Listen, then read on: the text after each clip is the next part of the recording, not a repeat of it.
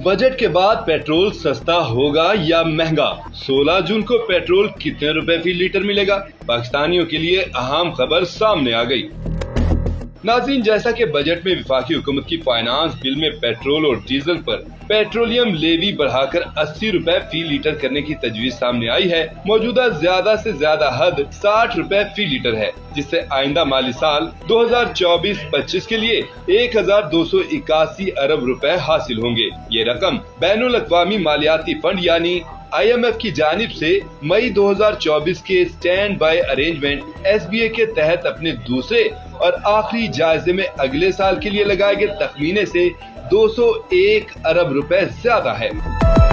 अब सवाल ये है कि क्या ईद से पहले अवाम को पेट्रोलियम मसनूआत की मद में रिलीफ मिलेगा?